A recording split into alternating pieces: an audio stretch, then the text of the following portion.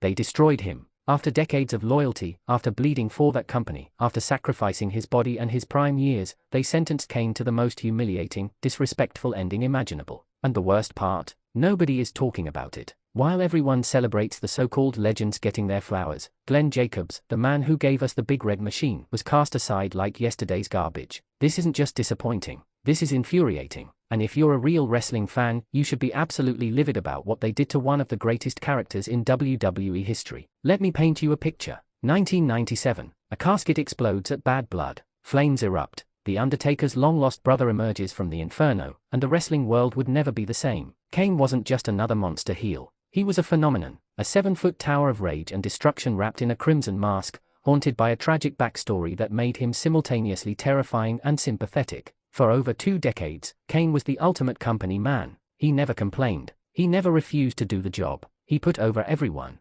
Stone Cold Steve Austin, The Rock, Triple H, John Cena, Randy Orton, Daniel Bryan, Seth Rollins, Bray Wyatt, the list goes on and on and on. Kane made stars. He elevated feuds. He gave legitimacy to championships and storylines that would have fallen flat without his presence. But here's what makes my blood boil. Despite everything Kane contributed, despite the fact that he's a first-ballot Hall of Famer, despite being one of the most recognizable figures in wrestling history, WWE gave him one of the most pathetic, forgettable send-offs in modern wrestling. No proper retirement match. No emotional farewell. No celebration of his legacy. Just nothing. Empty. Hollow. Disrespectful. Think about this for a second. The Undertaker got multiple retirement matches, a documentary, a final farewell ceremony with the entire roster paying tribute. Ric Flair got a tear-filled retirement that's still talked about today. Shawn Michaels had WrestleMania. Edge returned from retirement to massive celebration. Even Goldberg, who had a fraction of Kane's tenure, gets treated like royalty every time he shows up. But Kane, the man who worked through injuries, who adapted his character multiple times to stay relevant, who transitioned from monster to comedy to authority figure to mentor without ever diminishing his legacy, he got nothing. Before we go further, here's a question for the comment section. Do you remember Kane's last official WWE match? Drop your answer below and let's see who the real Kane fans are. Now, let's talk about the descent. The tragic fate of Kane didn't happen overnight. It was a slow, agonizing deterioration that any true fan could see coming but hoped would never materialize. It started subtly. Main event matches became mid-card feuds. Championship reigns became comedy sketches. The monster who once tombstoned Pete Rose became the guy getting pranked by DX. Don't get me wrong, Glenn Jacobs is versatile enough to handle comedy. His segments with Daniel Bryan as Team Hell No were genuinely entertaining. But there's a difference between adding dimensions to a character and systematically dismantling everything that made that character special. Kane went from setting Jim Ross on fire to wearing a suit and pretending to be afraid of Braun Strowman. The 2018 storyline with Undertaker and Triple H should have been Kane's swan song. Instead, it was a painful reminder of how far the mighty had fallen. Watching an aged, slower Kane struggle through a tag match at Crown Jewel wasn't nostalgic, it was sad. This wasn't the Big Red Machine. This was a shell of greatness being paraded around for a Saudi paycheck. And here's where it gets really disrespectful. After that Saudi Arabia appearance, Kane just disappeared. No announcement. No farewell. He lost to Undertaker and Triple H, and that was it. The career of one of the greatest monsters in wrestling history ended not with a bang, but with a whimper in a controversial show halfway around the world. We have a quick request for you. We are constantly working to improve our content to earn your love and support. That's why we would truly appreciate it if you could take a moment to leave a like on this video, subscribe to the channel, and hit the bell icon so you never miss an update here on Wrestling Zone Insider. Compare Kane's treatment to how other promotions handle their legends. In AEW, Sting got a year-long retirement tour culminating in an emotional final match where he went out on his back, putting over young talent while being celebrated every step of the way. New Japan treats their veterans with reverence, giving them proper send-offs that honor their contributions. But WWE? The company that claims to value its history, that produces documentary after documentary about its legacy, couldn't spare one proper retirement angle for Kane. Not one. After 23 years of service, Glenn Jacobs deserved better. The fans deserve better. Here's another one for you. How many World Championship reigns did Kane have during his WWE career? Comment your answer. Let's dig into the numbers because they tell a story that makes this whole situation even more maddening. Kane competed in over 2,000 WWE matches. 2,000. He's a 12-time tag team champion, a 2-time Intercontinental champion, a WWE champion, a World Heavyweight champion, a Hardcore champion, and a Money in the Bank winner. His headline pay-per-views. His main event Raw and SmackDown countless times. Kane holds the record for most Royal Rumble eliminations in history. He's been in more Royal Rumble matches than almost anyone. is a cornerstone of the Attitude Era, the Ruthless Aggression Era, and remained relevant well into the PG era and beyond. Very few performers in any generation can claim that kind of longevity and consistency. But here's what's truly tragic. Despite all those accomplishments, Kane was always treated as a tier below the absolute top guys. He was the gatekeeper, the monster you fed to your rising stars, the reliable hand who would make everyone look good. And he did it willingly because he loved the business and he respected the process. That loyalty was repaid with indifference. The 2010 World Heavyweight Championship reign should have been Kane's crowning achievement. Instead, it lasted barely 4 months and was treated as a transitional reign to get the belt on Edge. Kane's WWE Championship reign in 2011? One day.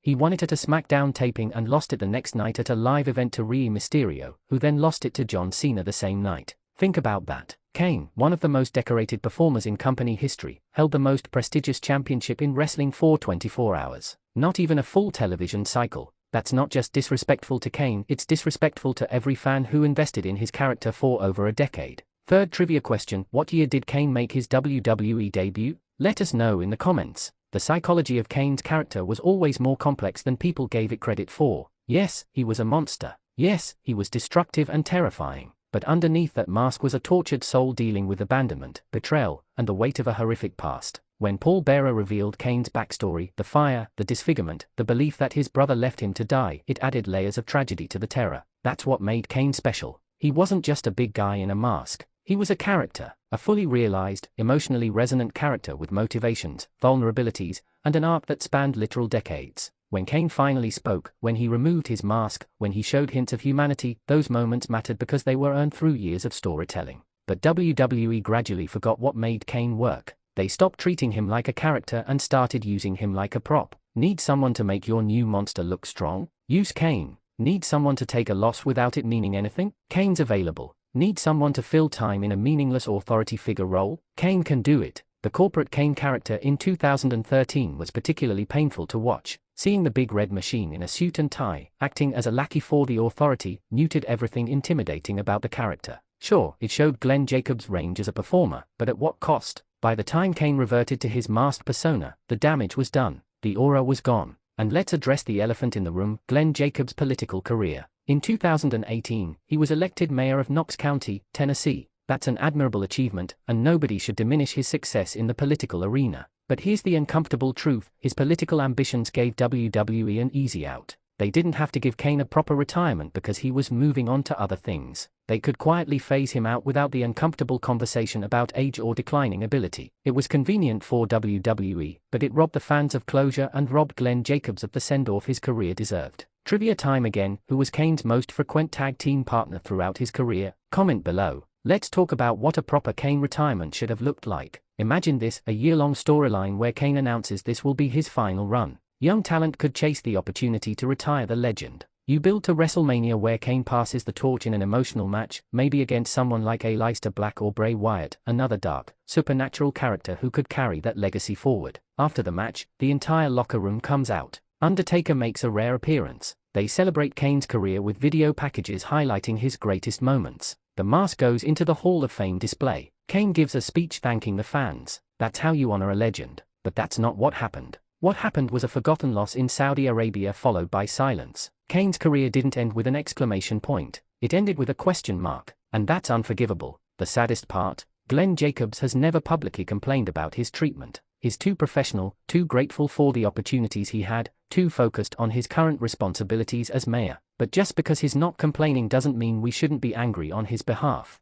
This is bigger than Kane. This is about how WWE treats its legends when they are no longer profitable. It's about a company that preaches respect and legacy but only delivers those things when it serves their business interests. It's about the hypocrisy of celebrating some retirements with months of fanfare while others fade into obscurity. We have a quick request for you. We are constantly working to improve our content to earn your love and support. That's why we would truly appreciate it if you could take a moment to leave a like on this video, subscribe to the channel, and hit the bell icon so you never miss an update here on Wrestling Zone Insider. Kane's influence on modern wrestling cannot be overstated. Every monster heel that's come after him owes something to the template he established. Braun Strowman, Bray Wyatt's Fiend, Karrion Kross, even guys like Keith Lee who blend power with surprising agility, they all exist in Kane's shadow. He proved that a big man could be more than just a limited powerhouse. He could tell stories, generate emotion, and evolve with the times. His matches with X-Pac proved he could work with smaller, faster opponents and make them look like giant killers. His feuds with Undertaker showed he could carry deeply personal, emotionally charged storylines. His tag team runs demonstrated chemistry and versatility. His later career showed he could be a mentor and facilitator for the next generation. Fifth and final trivia question: what was Kane's finishing move called? Drop your answer in the comments. The tragedy of Kane isn't just about one man's career. It's about what his treatment represents. In an industry that chews people up and spits them out, Kane was the exception. He survived the territories dying, he survived the Attitude Era burnout, he survived the wellness policy era, he adapted through multiple regime changes and creative directions. And his reward? Being forgotten, being dismissed, being sentenced to an ending that disrespected everything he built. You want to know what really gets me? In 10 years, WWE will produce a documentary about Kane. They'll call it something like The Big Red Machine, The Kane Story. They'll interview everyone about how influential he was, how professional he was, how important he was to the company's success. They'll present highlight reels of his greatest matches and moments. And it'll be too late, because the time to celebrate Kane was when he retired, not years later when they've exhausted all their other content options and need something to fill Peacock programming. The time to give him his flowers was when he was standing in the ring for the last time, not in a retrospective documentary produced after the fact.